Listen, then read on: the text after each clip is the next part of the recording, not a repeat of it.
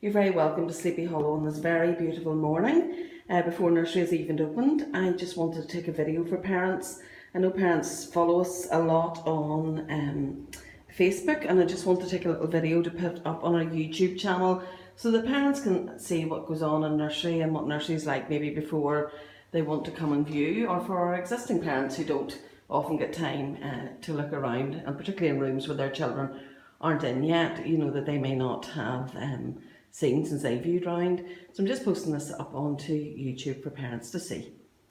So this is a typical copy of our storyboards, and this documents children who went out to the garden centre, back to nursery here where they were planting the seeds, and then these are the carrots which they've grown, and they've used their digital microscopes to record the process from seed right through to growing. This is a little storyboard about Pee-wee, our very infamous kiwi bird that we have. Pee-wee has his own Facebook page, so I'll let parents discover that. Our links with the community board, all of the children's pegs. This is for our preschool age group, the Passerotto room. So that's all of their pegs. And the children's artwork bags that get sent home with them. And this leads us outside the office. We have a visual 3-year development plan board, and we also have just staff information here like next week's rota, all of our first aid, the defibrillator, parents' guides, and in here into our office. As you can see, it's 10 to 7 in the morning, so bright and early. Just our normal office. We've got CCTV in here. We've got Shredded, who are a company who we now use for all of our confidential shredding. The iPads are all in charge. Parents, we use an app called Nursery Pal, which is a real online diary to keep you informed. So every room has their iPad. So that's the office. And in the store down here, we have all the children's records as well. Next area is really staff kind of purpose area. And the only thing that is in here that relates to children is our wet room. So, turn the light here. Parents will see we've got sand and water trays. The water trays are all plumbed and at different heights. So, plug can be pulled at the end of every day or after use really. And these taps come out and they're all extendable so the children can go from one PlayStation to another.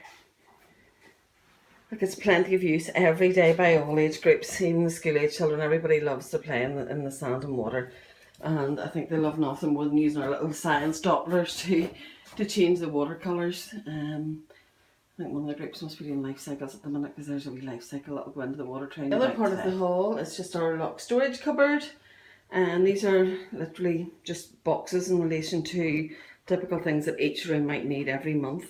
And we've got lots of storage outside as well, but these are just things that are used all of the time. This is our library. All the rooms have their own books that they swap every month. So this is just literally, we've got all kind of the topics, people who help us, firemen, spring, autumn, the seasonal. So, and lots of storyboards at the bottom, or storybooks at the bottom. And then our oversized books are up here. This little room is a staff training room. Well, we basically use it for staff coming out in the mornings to use their time out for planning, working on children's development folders. There's a little planning wall where we can post ideas. We've got all kinds of resources up here. Planning materials, all our subscriptions to magazines that we have, Nursery World and Early Education, and again just more storage for all of our things like our paint and things like that. This is our Passerotto room. The children are in here from 3 to 5. They're 3 to 5 here, most already all out of preschool. This is their play platform. So this month they're doing creepy crawly, so you can see that they've got all of the foliage out and all their creepy crawlies already in there. You can see some of them, and then that's their overhead projectors and their sensory mud tray that they have at the moment. Their little story relaxation area, all of their play cubes, and they're all nicely labelled. with photographs of what's in them so children know exactly what they are. Coloured blocks for a little home corner area with all their proper materials. It's breakfast time, kids will be coming in for breakfast shortly, so the table is set for breakfast. Their morning activity is obviously dough. Those are all of the things that they have to put out in with the dough. Their little small group exploration area, they're doing weighing and measuring at the moment. Their atelier, their art area, which is really important in our curriculum, and breakfast tables all set. So that's a nice wee bright room, lovely storyboards. This storyboard over here is a busy feet. That's their physical play program that they follow in this room. That covers their aquarium. And this one is their clay. I love modelling with clay. Store in between after schools and the preschool room. They've got little toilets in there that they share. And our after schools room, it holds 16 children. They've got their little home corner area as well, all set up. They've been doing a lovely link called Knowing and Understanding the Community We Live In, where the children went round and took all of these photographs themselves. Some of the ones, the schools in particular, they did this over Easter, so they downloaded some of the photos from the school websites, and they asked everybody what did they do in the community. So they're extending this programme. It's something that will probably go on, that project maybe go on for another 3 or 4 months. So we've been to the Tourist Information Board to look at maps about where we are, and they've marked that on, and it's something, as I say, we'll extend that out because we're having lots of these businesses now coming out to tell us a little bit of what we do, and the children are going to be able to spend time in some of the businesses as well. That's their play platform, that's for doing construction. All of their toys, their little home corner area, relaxation area should I say, and out of their project here for the community that we live in, they're creating their own Sleepy Hollow news. So we've got a typewriter on the go here. They've got all the press at print, copies of local magazines. They've got the yellow pages and the phone book so they can phone through to help with getting the press releases out. They're a wee atelier area as well, and they're all set up for, not sure what they're doing this morning. They've got stones out, so they're obviously doing painting and creating something with stones. So they have their own separate entrance in here as well, so that the parents from after schools can come straight in without going through the nursery. And that was another holiday project they did, which was great. They built and then launched the Titanic, and they replanted flowers for us as well quite recently. So this room, I'll take you upstairs now to where all of our under threes area is our nappy changing area. We've got 2 sinks here. This can be a busy room. We've got 3 changing benches for all the children all the children have individual areas for all of their bits and pieces, and for the children to look at when they're getting their nappy changed. We have a little just display of what they see every day in Sleepy Hollow. We even have their road in, what they see on their way in to Sleepy Hollow, just familiarity for them. And some more up here of some of the staff who they may see in here who are changing nappies, and some of the things that they might see on the outside. And they can also see themselves when they're getting changed as well. So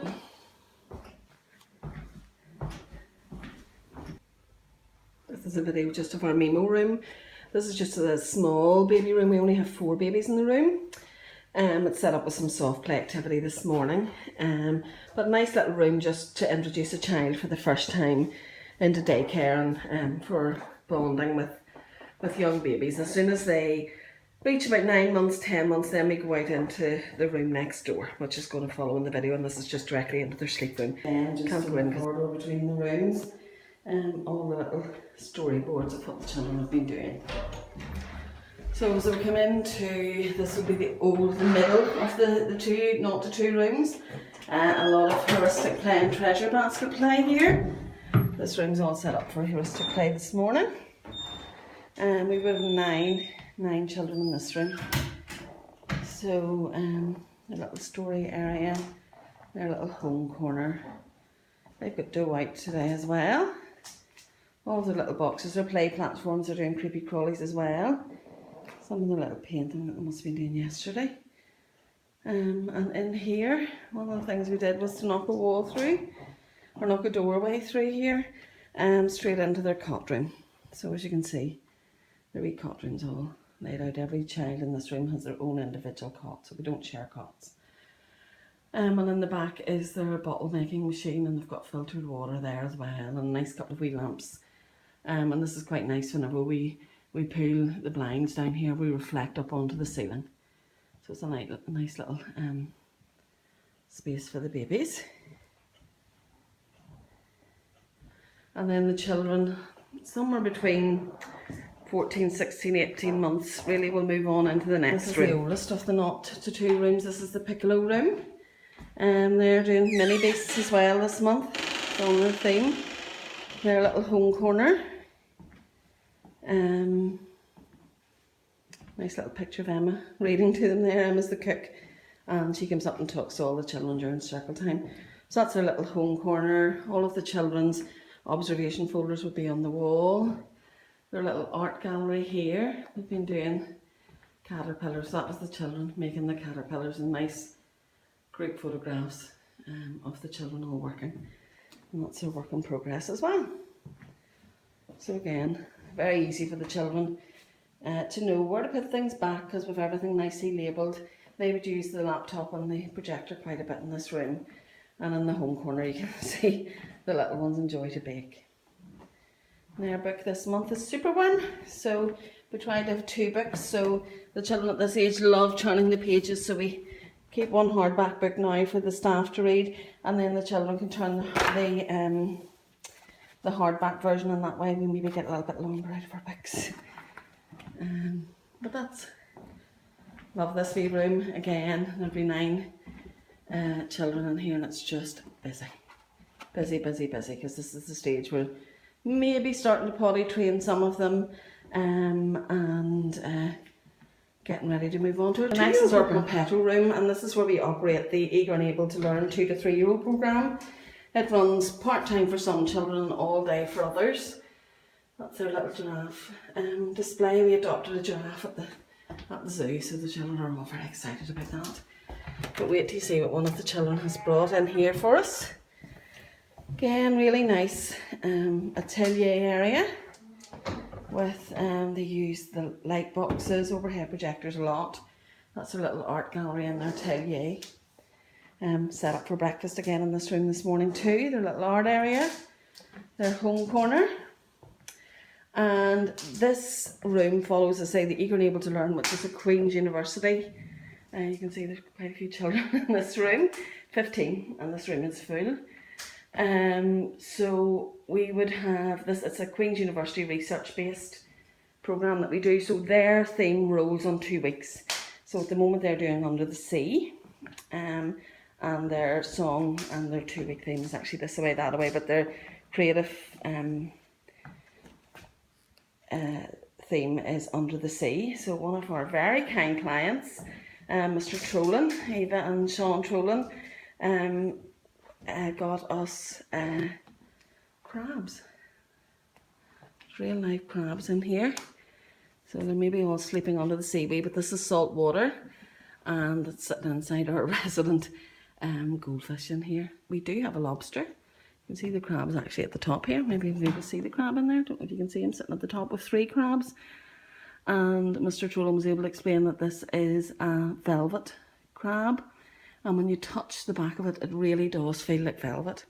So we all learned something new. So again, really love it when our parents become involved and things like that. And he has brought in a lobster. The lobster is over here. I'm just going to lift the lobster out. He's just been on the floor during the night, out of sunlight. So we're going to take him out of the room and we'll just bring him in for show and tell time. But I left him in here out of the sunlight last night. So again, all the colour blocks. They have a lovely view over the orchard here. They use laptops, overhead projectors. That's all the children's development folders. They also do this little creepers and crawlers movement book as well, and as you can see, just beautiful views out of all of the rooms into farmyards all across the way. The cattle in the field across the way. They've got the donkey in the back. They had sheep in this field last week, and we have a low level window over here so the smaller children can see out the low level window over here, and then they can look in and cuckoo into the children next door. So that's a view of our nursery.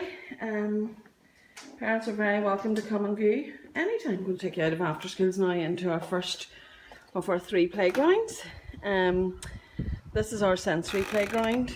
That's our little outdoor classroom which we got built quite recently. Our planting stations, a little entranceway into the sensory garden. So here you can see that the children have potted plants, and they've plotted onions in underneath, maybe a couple of animals growing in amongst the onions. So all sorts of things going on in the potting station. That's a little waterfall area, and these are just little outdoor activity platforms which they have. There's sand and water, and then under the sea. And then this is their mud kitchen. Love, love, love the mud kitchen. We replaced our old cooker, and it's got slightly weather beaten, but they just love that because it's real life, and the microwave, so it's all, they love, they create all sorts of delicacies in the mud kitchen. Just love this little area. It's used by the children for all sorts, story time, outdoor activities, something for the shade. Staff use this particular playground between 12 and 2. This can be for the staff to come and have their lunch, and the children can use the other playgrounds between 12 and 2. But it's just quite nice for the staff, and good, you know, it's particularly in the good weather, it's just quite nice to get a bit of fresh air for staff and give them a bit of energy as well to continue on with the day. So this sits easily 16 children. They've got little stories in here, 16 children easily. And some of the wee books that are in here, that's 3 Little Pigs props books, and we've got all the wee props in there, so that's what they were doing yesterday. So it's a lovely little area. Love this. So the children can go out one of 2 ways. They can come out through our little cubby hole here, or back up the ramp at night. So when the after school children come out of school, they'll come out through this door and they'll walk round here. They may take a wee walk along our crates as a wee platform, or a wee balance platform, on the way out to the bus there. So the nursery vehicles are parked at the back, and we've just expanded our car park at the back for staff only, just to free up a bit more parking in the front. So this is our herb garden area. Drumsticks for all of our music wall equipment. Our bug hotel. And those are little butterfly feeders. And we decided to create our own bug hotels. This is very much work in progress. We've got some bricks at the bottom, some twigs, long grass, and we're going to add stuff to that every month. So just show you around here again.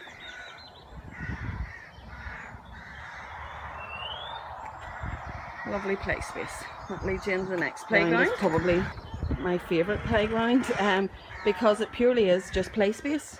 To me, that is the most important thing for children and young people. We do group games and group activities out here, and I think it's really important just for clear space and clear area where children can run, have fun.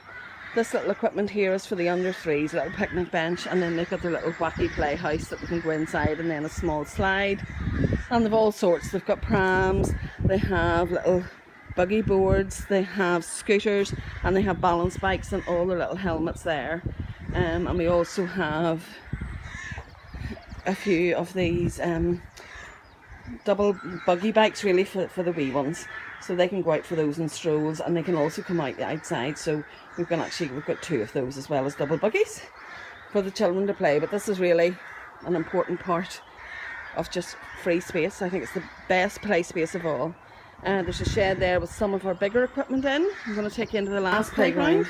This is our last playground. It's really our park as such. We have a construction area, so we've got the foreman's chair there and the site office.